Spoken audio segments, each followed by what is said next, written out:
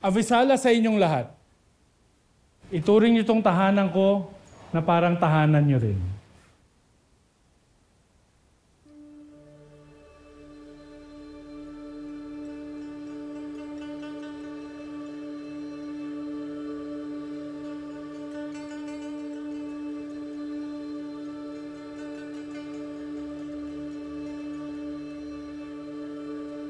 Sundalo po kayo? Isang general. Pero ngayon, retiro na ako. Ito lang ang paraan ko para makapag-silbi dito sa atin. Lahat ng mga natutunan ko sa Encantadia. Ngayon, nagsilbi ako para magbigay din ng kabutihan dito. Marami pa akong gusto itanong sa inyo. Ngunit, kinalulungkot ko ang nangyari sa iyong ina. Nakita namin kung gaano siya naging malupit, pero nakita din namin kung paano siya naging mabuting diwata. Salamat. Ang aking aday hindi lamang naging tapat na harang ng Hattorya, Ginoon.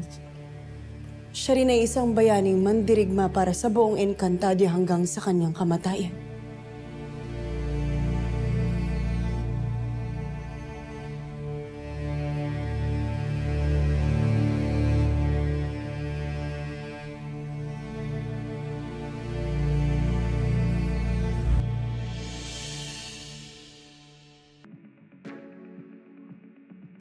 Ano ito? Bakit tila may mga nilalang na nakakulong sa aparatong iyan?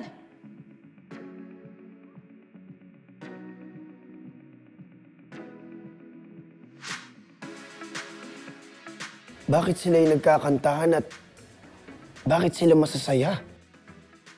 Pakawalan sila ngayon din! Sandali lang! Hindi sila nakakulong. Baba ninyo yung mga brilyante.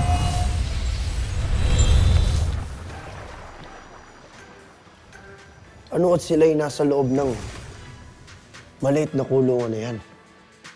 Telebisyon ang tawag dyan, mga sangre. Ito ay isang instrumento na nagpapakita ng mga palabas o balita sa buong mundo.